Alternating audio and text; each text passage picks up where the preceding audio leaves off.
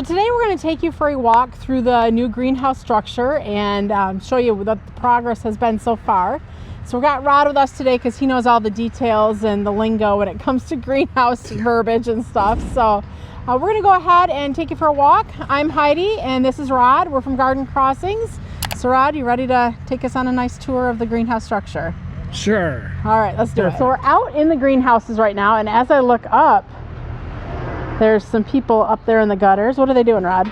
They're putting the plastic on the roof. So we got two of the roofs looks like they're covered already, and we got one more to go, and then a couple small ones down there to finish up. All right, so we'll walk down there in a minute. Now, as we're looking up there and we can see the plastic, there is some little bars that have some teeth on it that are kind of sticking out. What are those for? That's our roof vent. So when everything's hooked up and all the power is hooked to the motor, the plastic will lift away from the gutter, and that will let air in, ventilation in. Do we have that in all of our greenhouses? We do, for the most part, except the ones right behind the store. Okay. And why? We haven't always had those, have we? No, yes. Ever since a certain point, we've been putting them all in, and then last year we converted the last ones that didn't have it to them. Okay. It just allows for natural ventilation because the greenhouses can get so hot. Especially when we're doing a big range like this, not a lot of airflow would get in here, would it, if we didn't have that up there? Correct. Okay. You need air getting in on the lower and air getting out on the top, so because heat rises. All right. So as we're looking here from where we're at, there's poles about every 12 foot or so. We've talked about that before, the spacing of the poles, and then where you're standing here, there's a lot more distance between the poles. Yeah, and we did that because this is where we're gonna move our shipping area to for online, and I didn't want poles coming down in the center of it, so you can see there's a bigger, heavier duty truss up there to span, so we were able to get rid of 2 poles, so it's 36 feet now instead of just 12 feet. So now you can see a visual of basically what this room's gonna, or what this area, the shipping area is gonna look like. It's about 170 feet by 36 feet. So that's a nice big area. And that way, that will give us the ability to have all our cleaning the plants prior to shipping all the way in the back, and then the staging area, breaking it out by order somewhere in the center and going in the box over here. It's gonna be kind of one long process instead of our hodgepodge mess, if you want to call it that, over there where it was here, here, here, here, and here. Hey, yeah. It worked. It did work, but this should make things more efficiently, allowing us to get more product out the door in a given week, I would hope. Right. Now these greenhouses are very tall, taller than the others. Yes, this is the tallest greenhouses we have put up. Most of ours are 12 foot from the ground to the gutter. We have put up some 14s. We went 16s here. Okay, so these are obviously running north and south, and we hooked them onto some greenhouses that are running east and west. So that was that's kind of a hard thing to do, isn't it? How do you connect them? You call the builder.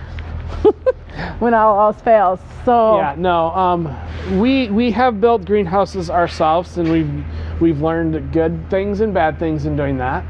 On something like this, I knew it was a lot better for us not to try to tackle. And we hired a builder, a greenhouse builder, and he's connected and made the connection, and that's what it looks like. So basically, it looks like if it rains, it should not get wet. Okay, nice.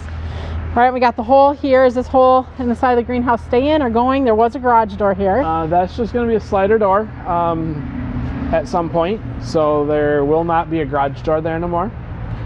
But it'll be a slider door that gets us out into this area, and really kind of where I'm standing. I described it as the shipping area, but somewhere in here it's kind of got to be, the shipping area's got to stop back there in order for us to get the product into the semi trucks, and where you are, Heidi, is kind of where the loading dock will eventually be. Okay, so we gotta turn around and show kind of for reference where we're at here. So we're gonna have to dig a giant hole here, right? Yep, giant hole for 2 semi truck trailers. Okay. And then in the area behind that wall there, that's going to connect us to our gallon shipping area, correct? Gallon shipping area, staging area for where boxes get stored prior to going to the delivery trucks, or the... Okay. Nice. All right, so moving along here,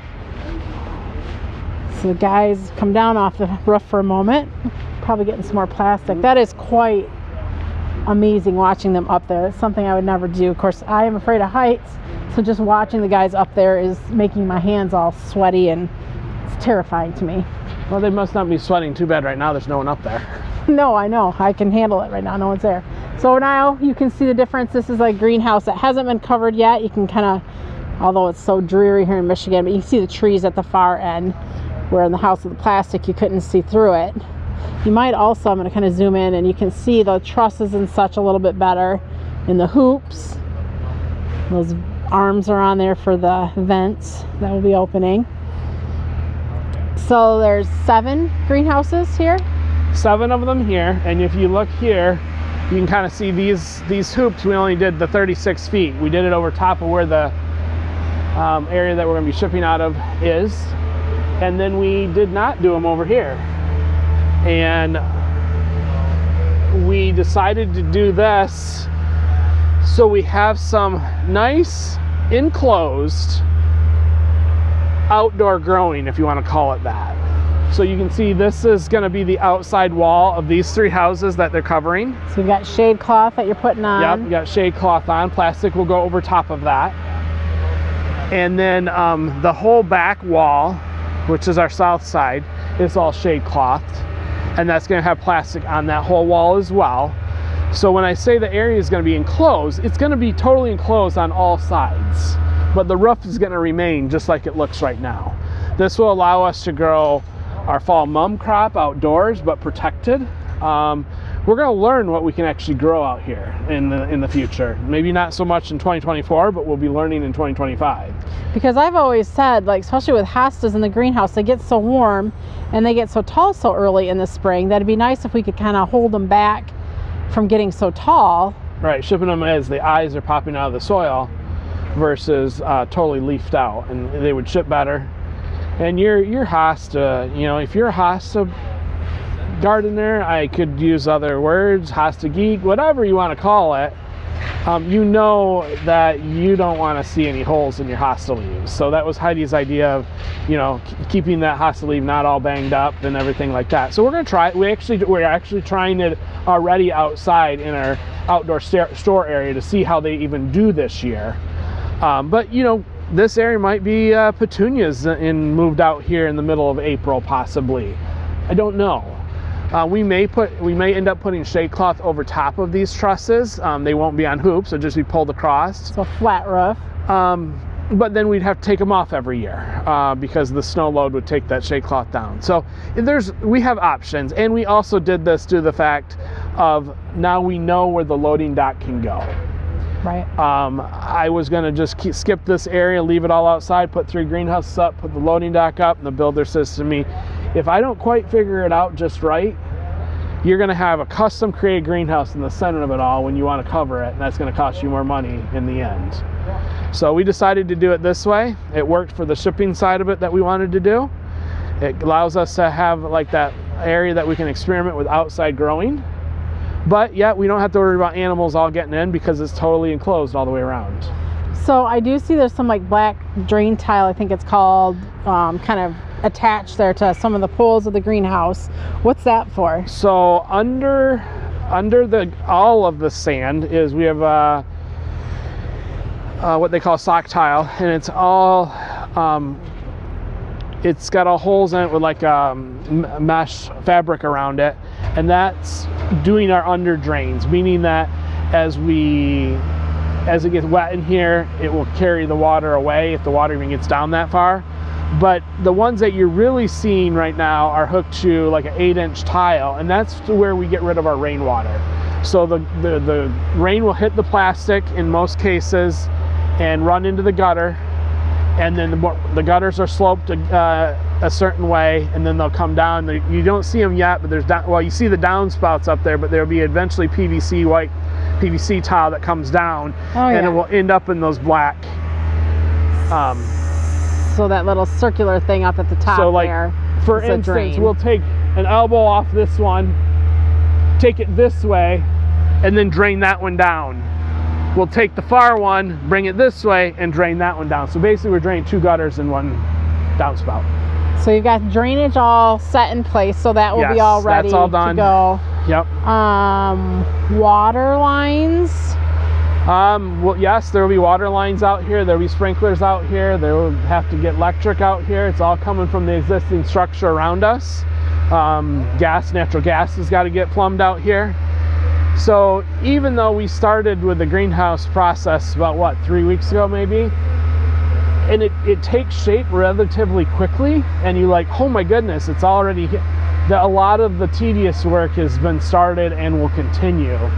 So we got another good 3-4 weeks before we can actually do much in here yet. Okay. And I mean, once they get the plastic up, not in this area, because you probably won't be doing any electrical plumbing or whatever in this area without the hoops until the summer, right? Correct. Most likely this area will remain open. Probably get the cement sidewalks poured in April once it becomes nice outside.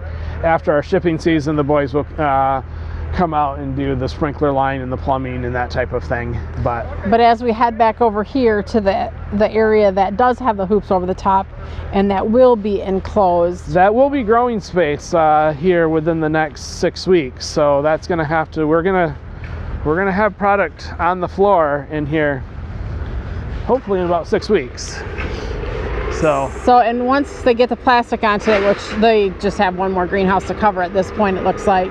Are they doing the sides today as well?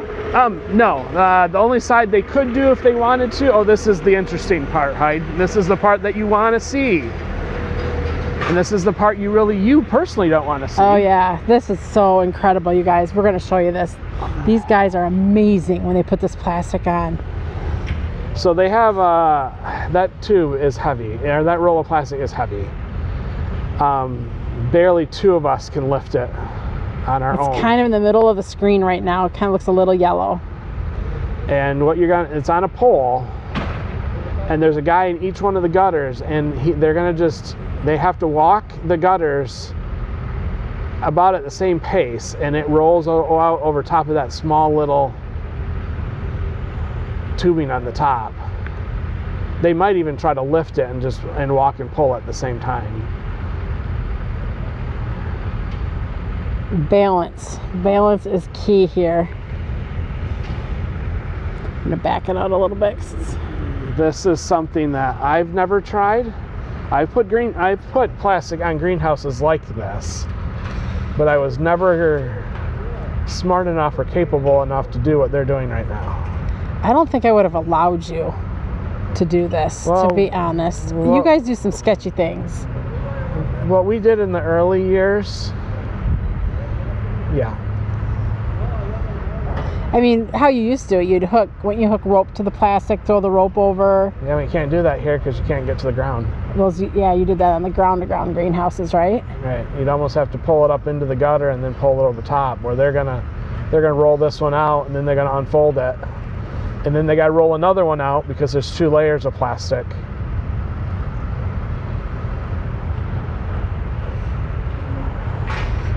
Makes me nervous watching other people. I can't imagine how nervous I'd be if it was one of you guys. These guys do it for this is their job, right? Like, yeah. This is what they do for a living? This is what they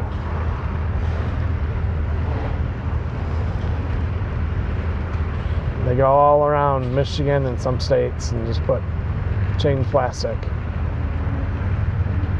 They know what they're doing. Super thankful for these guys. So we'll just watch as they pull it overhead here a minute.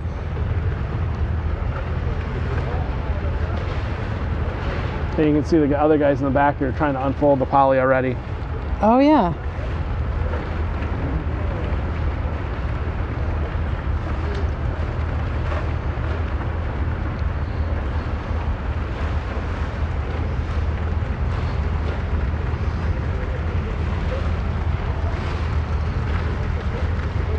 They make it look so easy. It is so not easy to do what they're doing.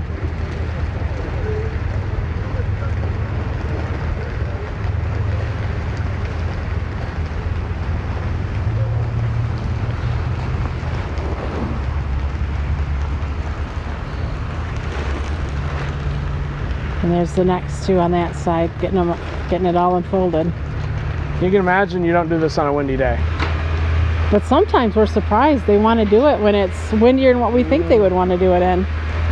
But yeah, calm days are calm day, highly preferred. Right before the sun goes down or right away in the morning.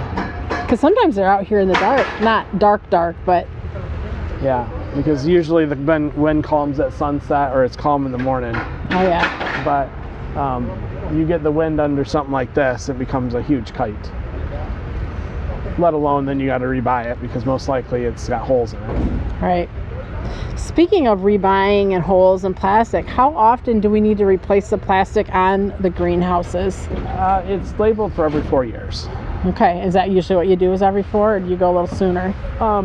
Depends on what happened to that plastic in that year period. I mean, just like the other day, it was snowing out and we know it was thawing when it hit the greenhouse, but then it was freezing and turned into ice, and then the wind picked up at 40 miles an hour. You get those ice chunks flying from one greenhouse to another, and you start piercing it, and then you start getting holes in it, and then we check it every summer, but usually it's every 4 years. Okay, every you can once in a while patch it, right? we'll have to go over it. You can patch it. Depends on how much.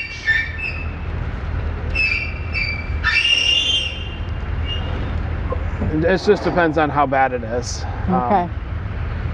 And you don't. You hope you don't lose it in the middle of the winter, because if you get a hole big enough and then the wind catches that hole and starts ripping it, then that's where you hope you got a good insurance policy. Especially here in Michigan, because the crop would freeze when it's in a fairly warm greenhouse. So yeah, so they're getting it unrolled and ready for the next layer, I believe. So we'll put 2 layers, and if you flip around and look at this little tube that's up in the sky, well, you can see it over here. They actually put it into the plastic. This one's not put in yet because of the fact that it's So what not does that on. thing do? It's an inflation blower. And what it does is when you have 2 layers of plastic and then you blow air between them, it becomes like a balloon. And then it tightens it up, adds a little insulation to it, but also firms it up so you don't have plastic whipping. Oh yeah.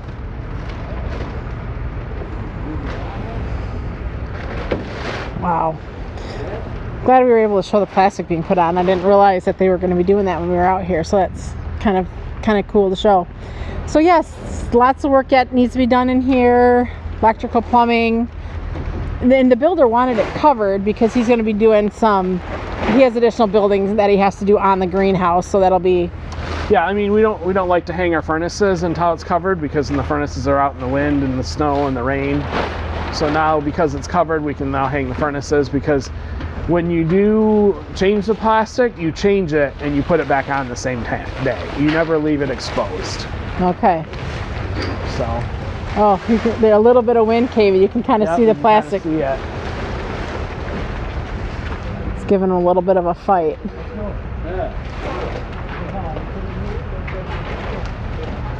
Cool. Well, thanks for giving us a little update of what's going on out here. I'm sure we've seen like the biggest progress probably right now with watching the structure go up, right? Yeah. So it's going to be a lot of little things that we'll be updating on here in the near future. Well, thanks for watching. If you have any questions it'd probably be Rod, since he knows more about the building and such that's going on out here. So I might have to consult with him if you've got any questions. But we always love any questions that you may have. Thanks for watching. I'm Heidi. And Rod. From Garden Crossings.